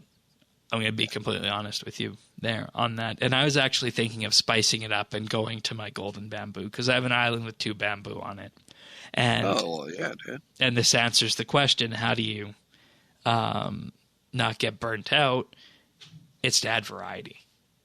Add variety to your training methods. Whether it be wood cutting, alternating between the Acadia and the golden bamboo. And that's something you'd probably want to do anyways, because soul runes are currently selling for around 1,800 GP each. And you need that for crystallize. I don't know about souls, dude, but I've never seen so much rune crafting on Twitch before in my life.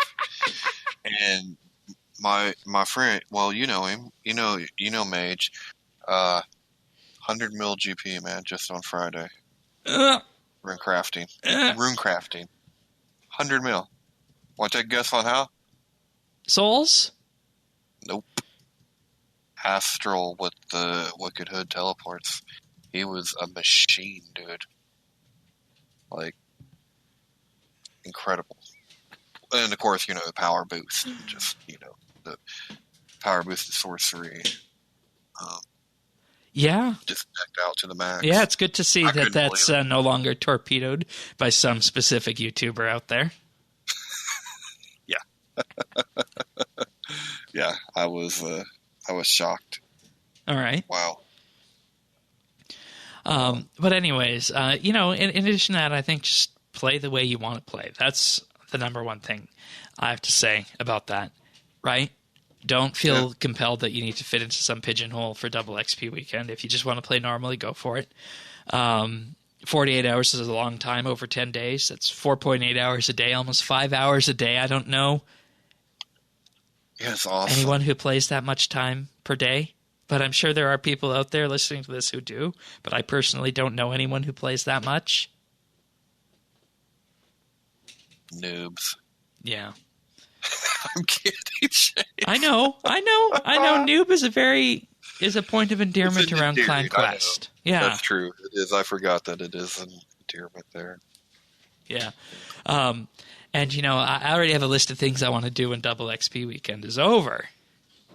Like finishing my camouflage outfit at Prif. Like getting 100% respect at the Artisan's Workshop to get the cosmetic masterwork override. if you're going to be at that workshop, you better be getting that Dwarven Instinct aura, man. It's good stuff. I'd rather spend money on the bonds and pick it up if I was going to do that. Yeah, that's fair. Yeah, fair enough. Because I have the GP around that if I really wanted to. Well, you're rich because you grow the green. That's right. If you need the herb, you gotta see Shane.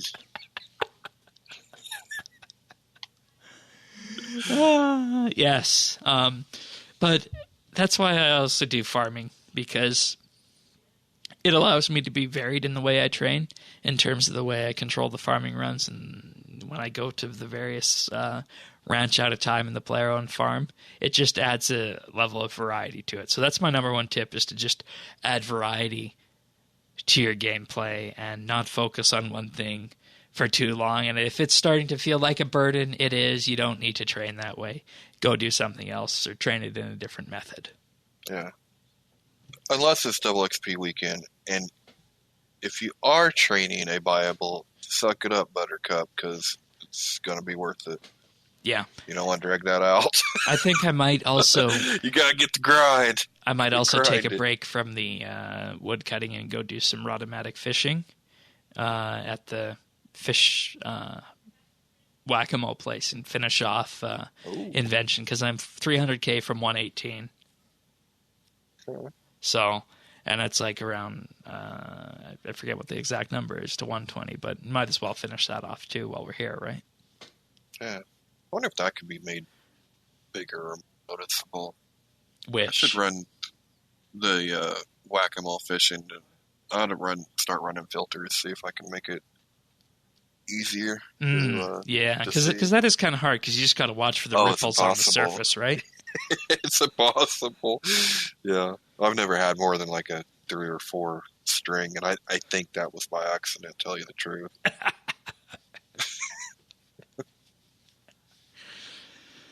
All right. Hopefully we answered that one to satisfaction of Sunset Fish. Thank you so much. And, if you have any other further questions or follow-ups, or anybody has follow-ups to these, please do send them in, and you can do that by emailing questions@rsbnb.com or leaving us a DM on Twitter @RSBNB, or popping them into the forums at update.rsbnb.com/ask. All right, so we're going to wrap the show up here with tech news. And, vulnerabilities, software and security vulnerabilities in 2020 always got to have a funny name associated with them. And we got a new one this week. You know what this one's called? It's called the Crook vulnerability. Crook. And you know what it does? Steals? Exactly. So the Crook vulnerability is able to, you ready for this? Uh-huh. Intercept and decrypt Wi-Fi network traffic. Uh-oh. Yeah. Crook affects all Wi-Fi capable devices running on Broadcom and Cypress chips, which is practically anything under the sun that receives Wi-Fi. And this, of course, also affects devices like the Amazon Echo and Kindle, iPhones, iPads, MacBooks, the Google Nexus, the Samsung Galaxy, the Raspberry Pi 3, Xiaomi devices, as well as access points from Asus and Huawei, just to name a few. ESET, the antivirus people, this week released a press release talking that potentially more than 1 billion devices are going to be vulnerable to Crook, and they consider this a conservative estimate. And I'm not going to go too deep into how this works technically, but what happens with this is whenever you connect to a Wi-Fi network, you make an association with that network. But when you leave that network, when you walk away from it, or you go out of range, or you turn your Wi-Fi off, something happens called the disassociation, and these chips can have their Wi-Fi WPA2 access key reset to an all-zero value during one of these disassociations. That's the bug. And with this all-zero key, what happens with that is that pretty much anything any traffic coming to and from your device is going to be able to be decrypted and be able to be seen over the open network. So worst cases would be like you just going out to, say a Starbucks or something and using their open Wi-Fi.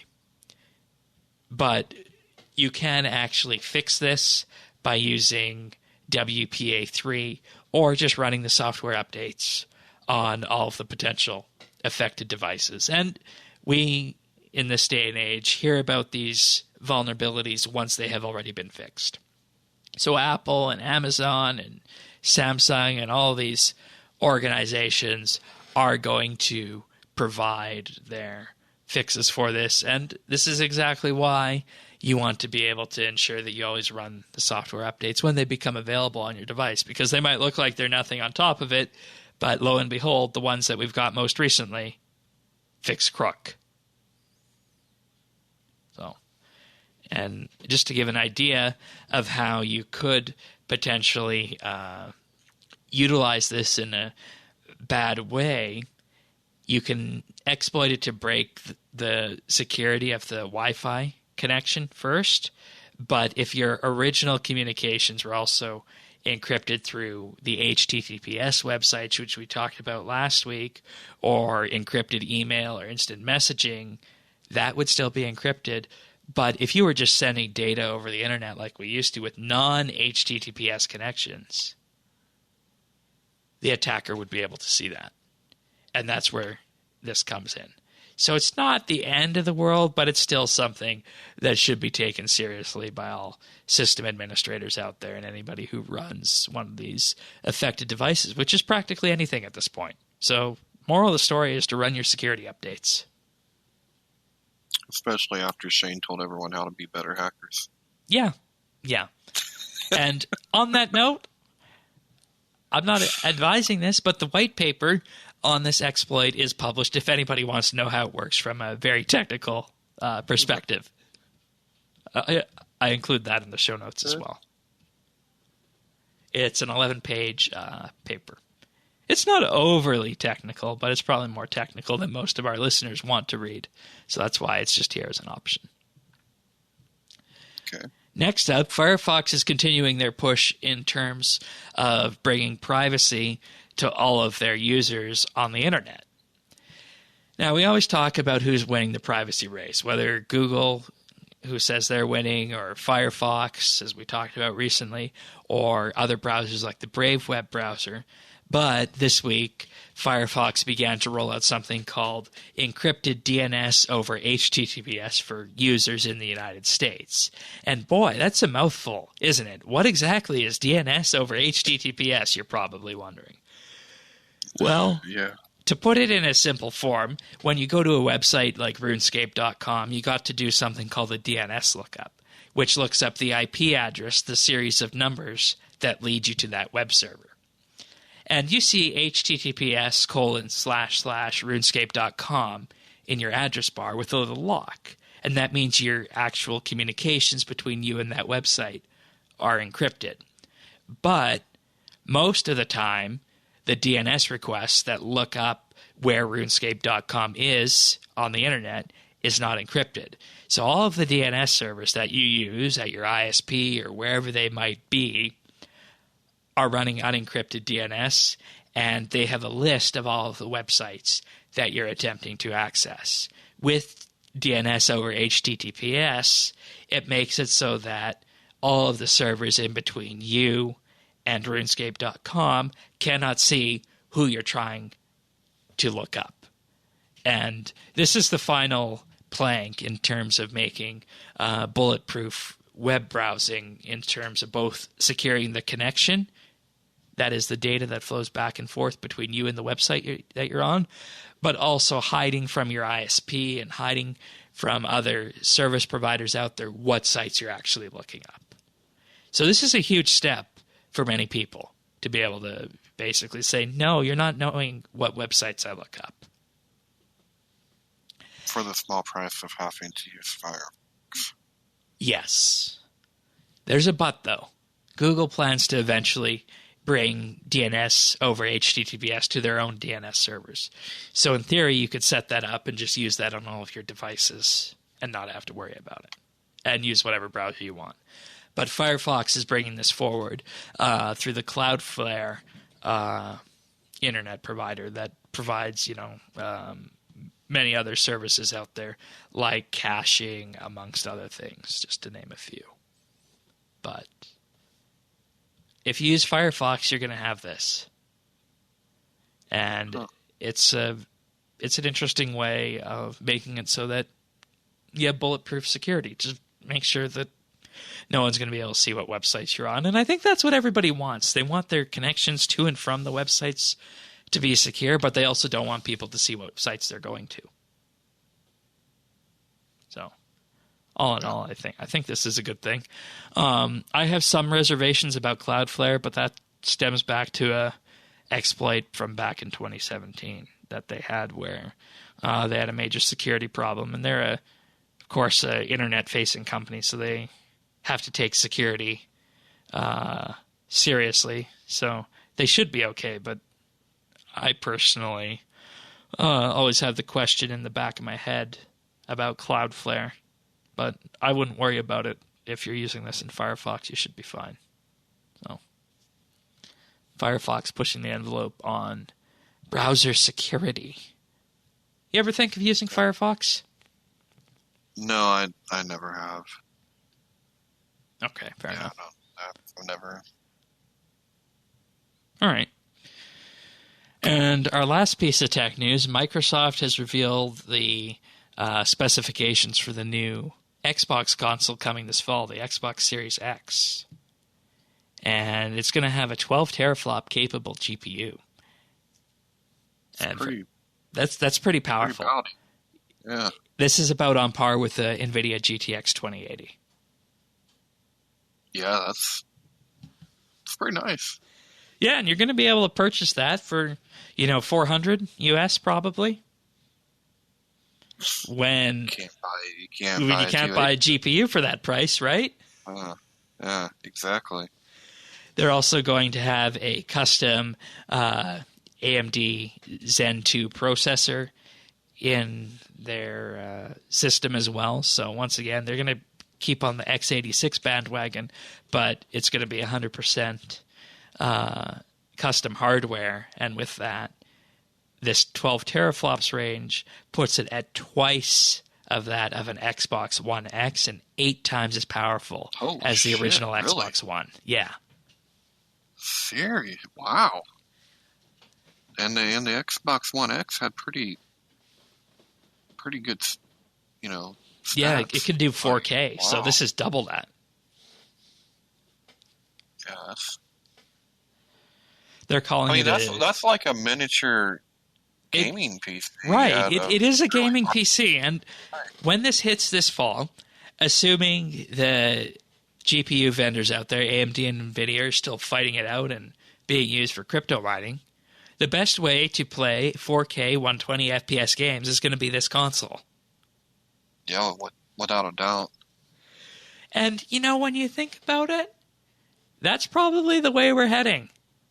Unless you're an absolute diehard enthusiast PC gamer, which I know there are those of you listening to the podcast who are, if you want to play 4K, you just get an Xbox. Yeah, 4K really isn't. That's not that big of a deal to me. But I love my mods. Right. And they're still not always friendly in the console realm. Yeah, definitely that. And we also know that this is going to be backwards compatible with games that are already out there, so that's good as well with this. It's about time. Game Pass will have a heavy role. Yeah. So, and all of the Xbox One accessories will work with it, so you don't need to buy new ones. Oh, that's awesome. Yeah. I'm thinking this is. I'm thinking this is going to be the one to get. I passed on the One X, but this is Yeah. probably going to be the one to upgrade the One from. I'm wondering when they're going to get VR. Well, With a console like that, they could do it. These would definitely be VR capable. Yeah. Other capabilities that were announced in the Series X include variable rate shading. So what you can imagine this as is that when you spend an entire GPU cycle to shade every single pixel on the screen for every frame, they can prioritize individual effects in individual areas that they want to dedicate this to and just keep the shading that was done for the previous iterations on them, making it faster and allowing areas to become more detailed. Results in more stable frame rates and higher resolution. There's also going to be SSD storage on this console. We knew about that. Faster loading times for the game. So this is, the true next generation Xbox console that people have been waiting for. Looks pretty good. Yeah. Oh, amazing. And, as I mentioned, this GPU will be on par with a 2080. And I don't know what prices are like in the US, but here you have to spend at least a grand plus if you want a 2080. Oh. Yeah. Wow. And that's before CPU and whatnot. So if I was to buy a 2080 today, it'd be $999 before mail-in rebate. And that's just the GPU. Then you got to factor in another $300 or $400 for CPU on top of that. Oh, yeah. Whereas, you're going to be able to get this in one box and one entire solution for half that, probably. So this is going to be a pretty good console when it arrives. And then, of course, this is just the Xbox. This is just the Xbox version. There's also the PlayStations and whatnot too. So all these things. Yeah, I haven't heard the forward. stats on the PS5 yet. No, I know they're out, but I haven't heard. No, and the reason I'm inclined to stay on Xbox is because that's where my profile is, and they're also getting the new Halo game, of course. Well, of course. Yeah. Sony just kills it with the exclusives. And Yeah. I hope that changes someday. Yeah, and that's what it said. If you want to play the exclusive, it's Sony, but if you want anything else, it's the Xbox, pretty much, I think. Alrighty, let's move on to our double XP weekend. Wall of Achievements. Oh boy, hey? But I want to show something off before we do that. Double XP weekend is a time where people spend a lot of time training in-game. And just to give an idea of the sheer magnitude of some of the stuff our community has got up to for this, if you look at the overall amount of XP gained in our community through what would be today, February 26th, the Lion has gained 89 million XP, Thaxi 84.2, Zweek 73.6, Lusha 53.6, and Vodka B 49.5 mil. And that's overall. Do you have any skills you'd like me to check before we go into our achievements? No, I mean, I'm good. I'm working then. I'm about 36 and a half. All right. Farming, highest is Warrock with 11.2. And Dude, yours... I had to eat my farming words. Like, those mushrooms ended up being really You got good. 31.8. Told you. You're at 31.8 as of yesterday. Oh, okay. Yeah. Yeah, we've had a big day today. Yeah. I told you those mushrooms are great. Yeah, I didn't believe it. I was like, why would you do that over something with higher XP? But that was another one Mage did, and was making money. It was 30 mil an hour making money, or 10 mil an hour, but he was making money. I'm like, you gotta With the be kidding me. mushrooms? Yeah. Yeah, because people want the mushrooms for their zygomites. Yeah.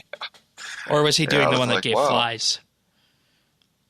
The one with the sundry potion, Yeah, use a sundry for both of them. Yeah, he had bought his stuff before this. Yeah. All right. Well, let's go into the achievements because we're going to be here for a while. So I'm going to start us off on February 25th, where Black Mexican got 99 smithing and construction, Elven Badass got 99 construction, Lorosaurus with 99 magic, Lord Dusty with 120 herb lore, Madhouse C with 99 magic, Mythica UK with 99 farming and fletching, Peachy Reborn with 99 construction, Shamrock Sage with 99 smithing, Utanis got 120 strength, Yahoo with 99 crafting. Now on to the 24th, Black Mexican, 99 fletching, Delta with 99 agility, Derpernew with 120 slayer, Lavarus with 99 ranged, Lusha with 99 summoning, Love Natural with 99 agility, Peachy Reborn with 99 fletching, R3PO with 99 crafting.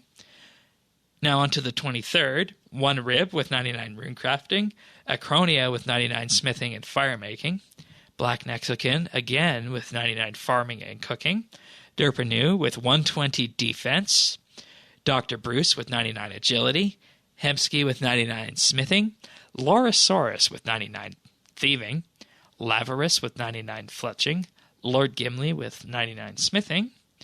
Then we have Lusha with 99 attack, No Sanity with 99 attack and 99 hunter. Omega got 120 divination, crafting, fletching, herb lore, and thieving. SW Martin got 99 fishing and fletching, also on the 23rd. Utanis got 120 summoning again on the 23rd. You're just in here both times, aren't you? Oh, yeah. Thaxi with 120 herb lore, and Yahoo also rounding out the 23rd with 99 hunter. Good job, everyone. Nice. Take a breath, Shane. Breathe. But wait, there's more. So these are all on the 22nd of February.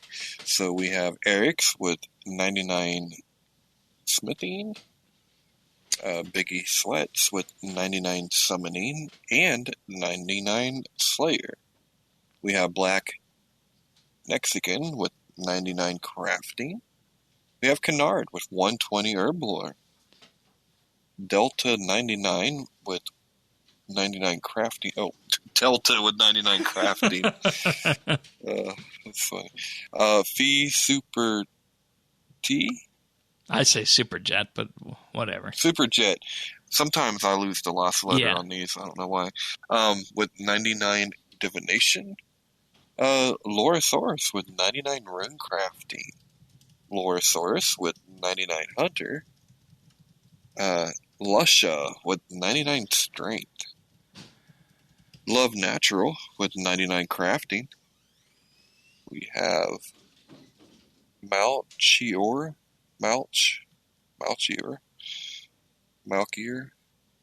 something like that.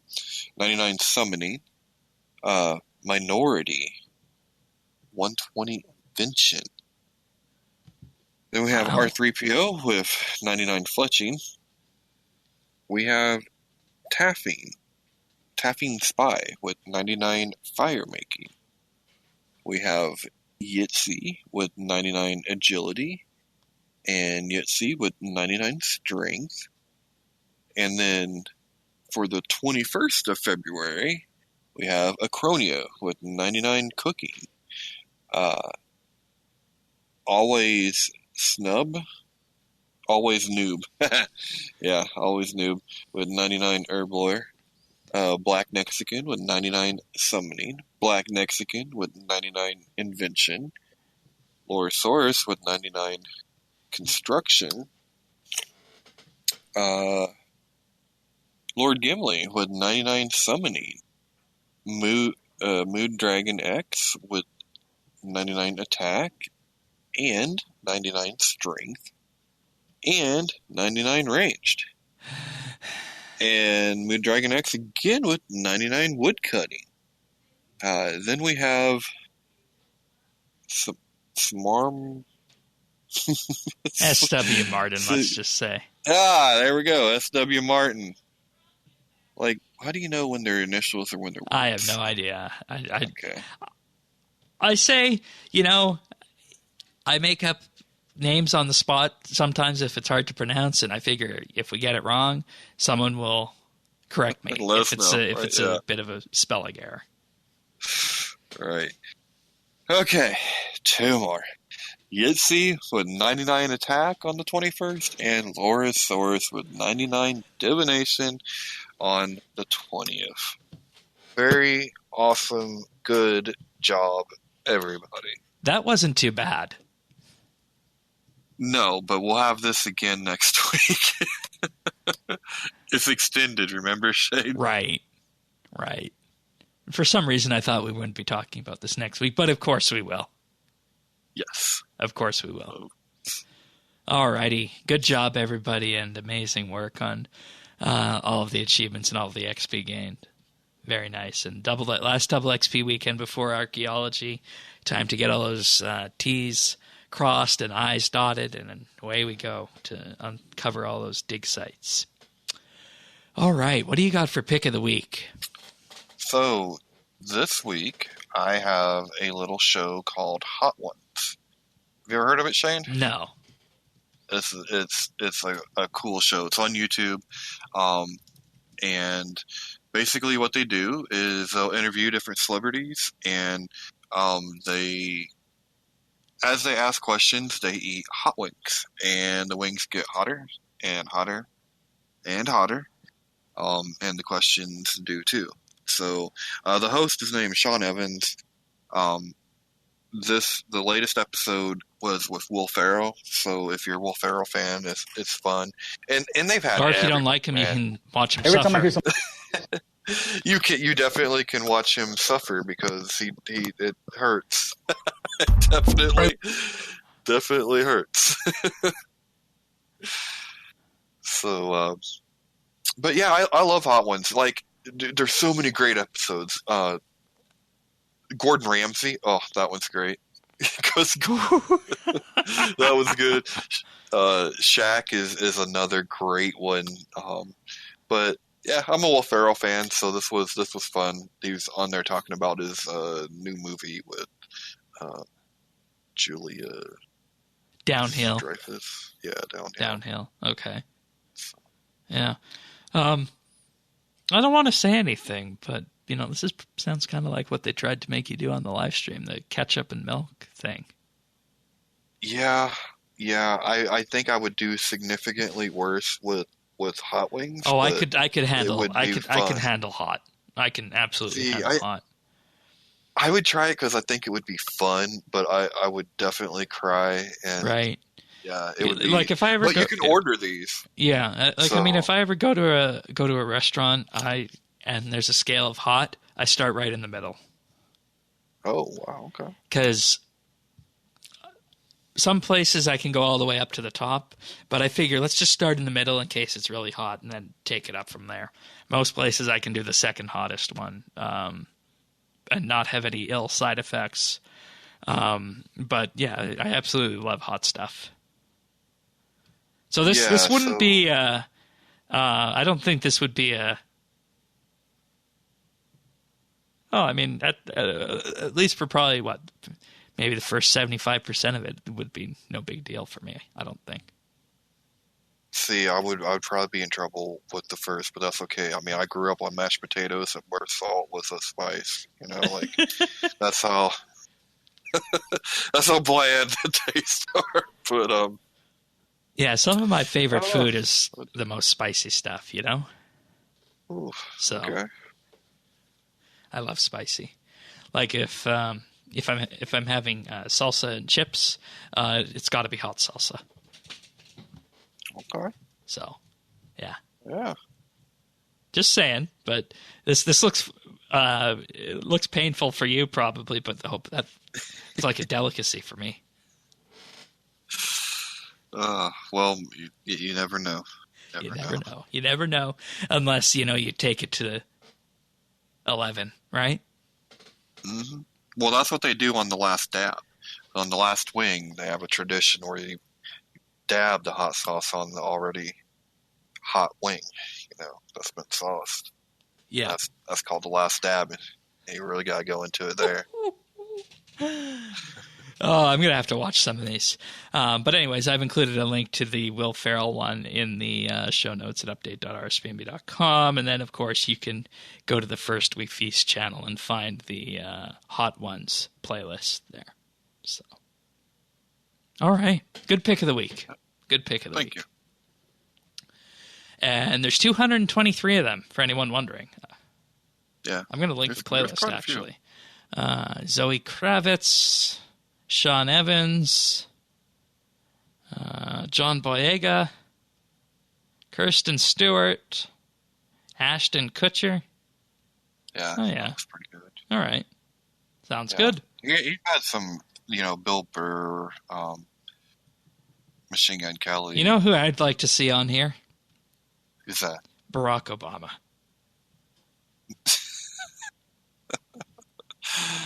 Sure, why not? I mean, why not? No. You know who I want to see on there? Hillary Clinton, because Ooh. she carries her hot sauce around with her in her purse. No, how about we put Trump on there after he's finished? I don't know, man. You can't. He The only uses- chicken he eats comes out of a bucket. But he puts ketchup on his steak. He does. Well, have you ever tried a Trump steak? It's pretty damn tough. You might as well put some ketchup on it. And he eats it well done, too. Oh. See, there's something wrong with you, man. There's got to be something wrong with you. I don't know. I mean, I'd be interested to know a poll of our listeners. How do you eat your steak? Well done, medium well, rare, what? The only acceptable answers are medium and, rare. Okay. Medium rare. I I know some people. I don't do that, but I go medium well really, because I don't like it to be cold. well, but you can never. They never get that right, dude.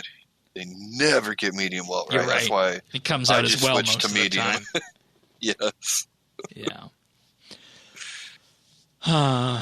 We'll see.